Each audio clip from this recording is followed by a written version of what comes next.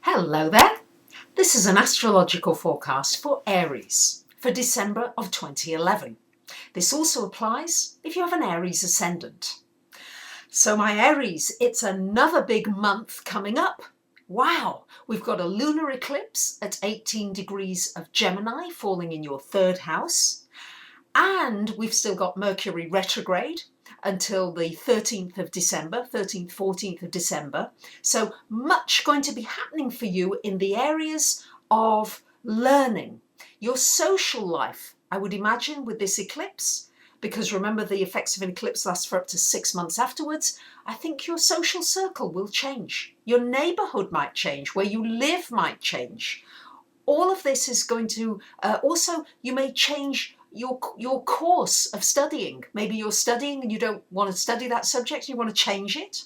Or you may decide to go into a different field altogether and learn that and do some online classes or do some classes in a new subject. There's going to be a lot of learning for you over these next 6 months, Aries, learning and probably teaching others some of your experiences.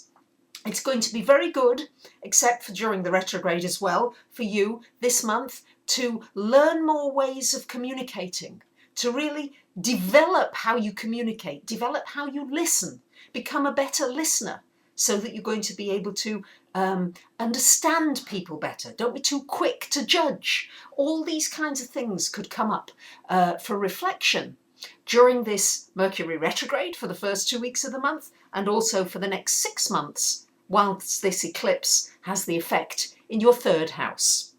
Now, we've got Mars still in this 6th house, so it's going to be a great month for putting a lot of energy into your work, into your health, into doing exercise, into being very physical, and also into putting some good routines into place so that your life can run more efficiently and more smoothly. This month, all month, we've got a trine between Saturn and Neptune. For you, it's between your 7th and your 11th houses. So this is going to be a wonderful time for making a relationship that you've maybe dreamed of into a reality, practical. Because what Saturn and Neptune do together, Neptune is the dream and the ethereal, and Saturn is the practical and the reality of it. So if you've wanted somebody as a friend and you've really dreamed of a particular kind of friend, that could well become a reality for you. And the same with a relationship that you've been dreaming of, because it's in the relationship houses. This could well happen for you this month. This third week of the month, we've got a sextile from the Sun to Venus for you in your 9th to your 11th houses. This should be a lovely time for spending time with friends. It should be a feeling good time. It's a very good time for thinking about the people in your life and really appreciating them, showing that appreciation and the love that you have for them. And it also should be quite a good time for you with anything that involves finances, particularly international finances, with the sextile to your 9th house there. Also during that week, we've got a sextile of the Sun to Saturn. That's from the 9th to your 7th houses. This should be a very good time for getting something done.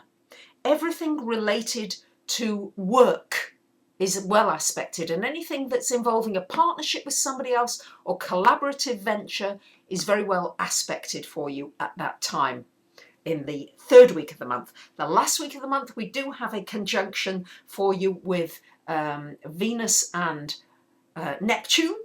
That is a little bit of daydreaming going on. It's going to be a very good time for daydreaming about the kinds of wishes and things that you see for yourself and for the world. It's not the best time for good judgment with money and love issues, but it's very creative, and a very creative time working with teams, with groups of people, maybe doing some brainstorming.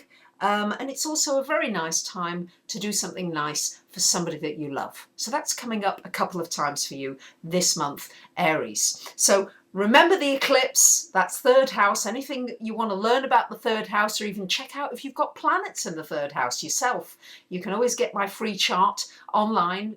pop in your details and it'll give you a free mini reading.